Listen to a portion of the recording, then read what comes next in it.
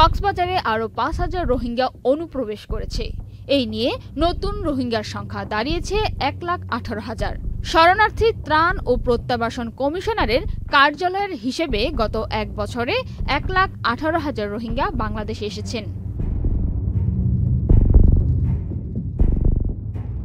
আরআরআরসির অতিরিক্ত সচিব মোহাম্মদ মিজানুর রহমান ৪ মে রোববার বলেন, ১ মে পর্যন্ত উখিয়া ও টেকনাফের বিভিন্ন আশ্রয় শিবিরে রাখাইন রাজ্য থেকে নতুন করে পালিয়ে আসা ১,১৮,০০০ রোহিঙ্গার নিবন্ধন সম্পূর্ণ হয়েছে।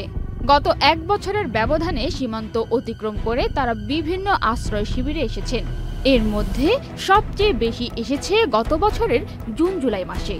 নতুন করে আসা রোহিঙ্গাদের খাদ্য সহায়তা দেওয়া হলেও তাদের জন্য ঘর বরাদ্দের বিষয়ে এখনো সিদ্ধান্ত হয়নি বলে জানান তিনি।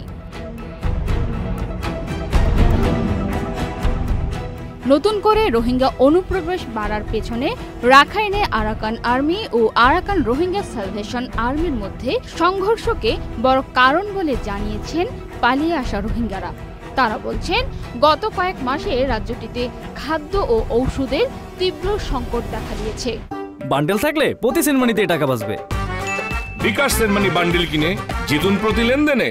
রোহিঙ্গা নেতা মোহাম্মদ জুবাইর জানান, বর্তমানে উখিয়া ও টেকনাফের ৩৩টি আশ্রয় শিবিরে নিবন্ধন রোহিঙ্গার সংখ্যা ১৩ লাখের বেশি। নতুন আসা ১,১৮,০০০ রোহিঙ্গা এই হিসাবের বাইরে। এর মধ্যে ৮ লাখ এসেছে ২০১৭ সালের ২৫শে আগস্টের পরের কয়েক মাসে। গত ৮ বছরে একজন রোহিঙ্গাকেও মিয়ানমারে ফেরত পাঠানো সম্ভব হয়নি। পান্না আক্তার, চ্যানেল আই।